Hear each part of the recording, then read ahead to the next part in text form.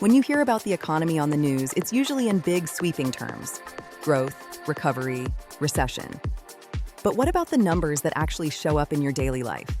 The ones that explain why your grocery bill keeps climbing, why your paycheck doesn't stretch as far, or why your mortgage payment suddenly feels heavier.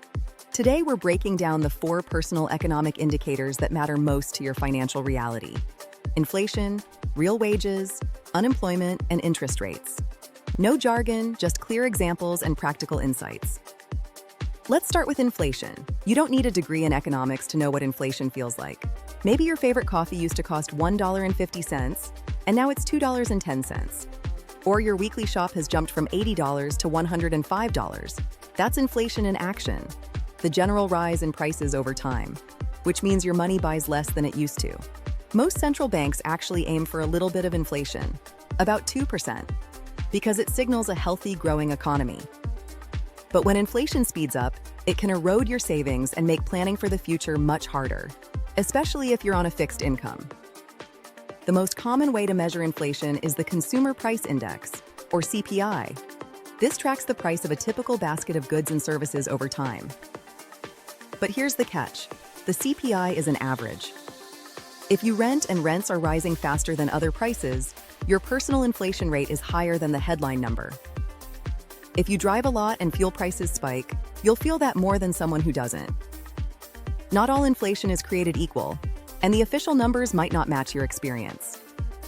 Now let's talk about real wages. It's easy to look at your paycheck and think, I got a raise, I must be better off. But the real question is, did your raise outpace inflation? Nominal wages are the numbers you see on your payslip. Real wages adjust for inflation, showing whether your purchasing power has actually increased. If your salary goes up by 3%, but inflation is 5%, you're actually losing ground. You might have more money on paper, but you can buy less with it. This is one of the most important and misunderstood concepts in personal finance. Politicians love to announce wage increases, but if they don't mention inflation, they're only telling half the story. Sometimes the national average looks positive, but the reality for many workers is quite different. And over time, if real wages don't keep up with productivity, it's a sign that something in the economy isn't working as it should. Next up is unemployment. The unemployment rate is one of the most closely watched numbers in economics, but it's also one of the most misunderstood. Officially, it measures the percentage of people in the labor force who are out of work and actively looking for a job. When unemployment falls, it usually means more people are working and incomes are rising. But the headline number doesn't tell the whole story.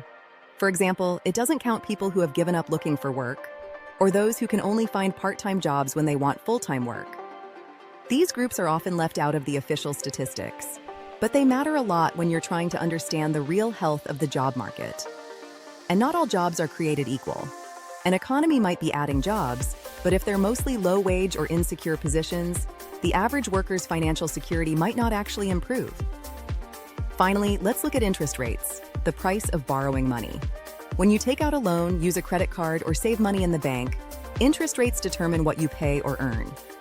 The most important rate is the one set by your country's central bank, because it influences all the others. When inflation is high, central banks often raise interest rates to cool things down. Borrowing becomes more expensive, people and businesses spend less, and prices stabilize. When the economy slows, they might cut rates to encourage spending and investment. But interest rate changes don't affect everyone the same way. If you have a variable rate mortgage, higher rates mean higher payments. If you're a saver, higher rates can mean better returns. And there's a difference between nominal interest rates, the ones you see advertised, and real interest rates, which are adjusted for inflation. If your savings account pays 3% but inflation is 4%, you're actually losing purchasing power, even though your balance is growing. So how do you use these 4 indicators as your personal economic dashboard? Start by comparing your wage growth to inflation. Are you keeping up or falling behind?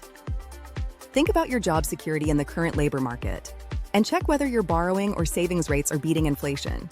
No single number tells the whole story, but together, these 4 give you a much clearer picture of your financial reality than any headline or political speech.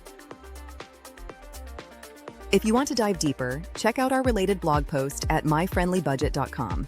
And if you found this helpful, don't forget to subscribe, like, and share with someone who might benefit. Thanks for watching, and see you next time.